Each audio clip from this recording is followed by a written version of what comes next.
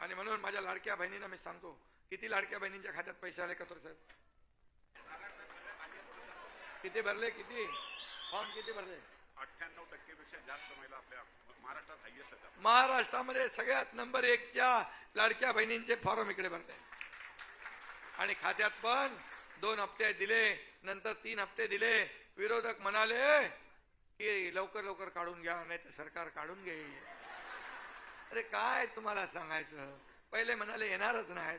अरे पण सरकार हे काढून घेणार नाही, हे देणारं सरकार आहे. हे देना बँक आहे, ही लेना बँक नाही. ही हप्ते भरणार आहे.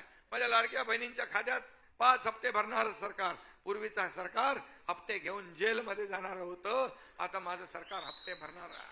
आणि म्हणून मी देखील एक सर्वसामान्य कुटुंबातून आलो, शेतकऱ्याचा मुलगा आहे. मी गरिबी पाहिली आहे. माझ्या आई कसं घर चालवायची मी पाहिले आहे, कसे काटकसर करायची, दुधाचे पैसे, फीचे पैसे, राशनचे पैसे कशी वाचवायची. म्हणून जेव्हा माझ्या हातात अधिकार आला, मी मुख्यमंत्री झालो, तेव्हा दोन्ही उपमुख्यमंत्र्यांना सांगितलं आपल्याला अशा योजना करायच्या. ताबडतोब योजनेला आम्ही गती दिली आणि मुख्यमंत्री माझी लाडकी बहीण योजना आम्ही यशस्वी केली, सुपरहिट झाली आणि ती लोकांच्या पायाखालची वाळू सरकली.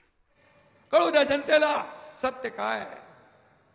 म्हणून माझ्या लाडक्या बहिणींच्या योजना आम्ही चालू केल्या. का चालू करायची नाही? लगेच पोटदुखी सुरू झाली. म्हणाली खोटी योजना आहे, ही फसवी योजना आहे, पैसे येणार नाहीत, फक्त निवडणुकाची घोषणा आहे. जसे 2 हप्ते तुमच्या खात्यात आम्ही पहिले टाकले,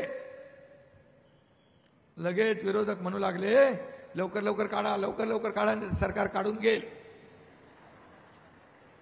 अरे काय म्हणावं, हसावे की रडावं? अरे सरकार देणार आहे, हे घेणार नाही. हे देना बँक आहे, लेना बँक नाही.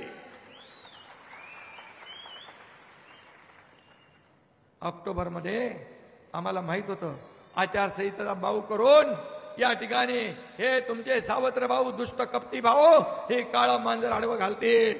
आम्ही ठरवलं नोव्हेंबर मधले पैसे आम्ही ऑक्टोबर मध्ये देऊन टाकले, दोन्ही हप्त्याचे, आणि 5 हप्ते आम्ही तुमच्या खात्यात दिले. 5 हप्ते. आता तुम्हाला आम्ही सांगतो, 20 तारखेला मतदान झाल्यावर डिसेंबरचा हप्ता तुमच्या खात्यात तात्काळ जमा झाल्याशिवाय राहणार नाहीये, हा शब्द देतो.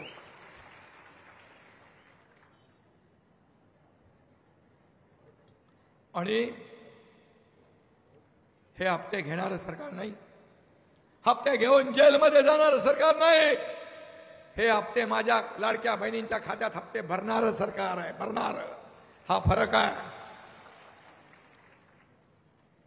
उद्योग गेले पळून. यामुळे सगळ्याला विरोध. पहिला बारसुरी पायनरीला कोणी परवानगी दिली? उबाटाने. त्यांचं पत्र आहे केंद्र सरकारला लिहिलेलं.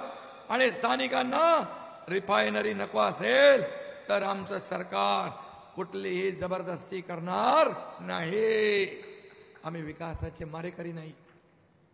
आम्ही सर्वसामान्य लोकांवर जोर जबरदस्ती करणारे नाही. समृद्धी महामार्ग आम्ही केला. त्यावेळेस काही लोकांनी विरोध केला, आम्ही थांबलो. त्यांना म्हणालो तुमच्या मर्जीशिवाय आम्ही पुढे जाणार नाही. आणि आज तुम्हाला मी सांगतो, समृद्धी महामार्ग 15 तास, 18 तास, 20 तास लागत होते, 6 तासात नागपूरमधला माणूस मुंबईत पोहोचतोय. हा फरक आहे. आता तुम्हाला मुंबई सिंधुदुर्ग ऍक्सेस कंट्रोल रस्ता करायचा आहे, सुपरफास्ट, आणि कोकणाचा विकास करायचा आहे. आम्ही जे बोलतो ते करून दाखवतो. माझ्या लाडक्या बहिणीने एवढंच सांगतो. आता काय म्हणायला लागले?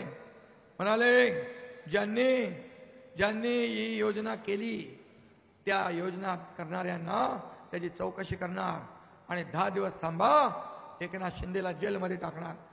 अरे तुमच्या पोकळ घोषणाला आम्ही घाबरत नाही, पोकळ धमक्यांना. अरे एकनाथ शिंदे संघर्षातून आलाय, आंदोलनातून आलाय, जेल भोगून आलाय, कुणाला जेलची धमकी देता?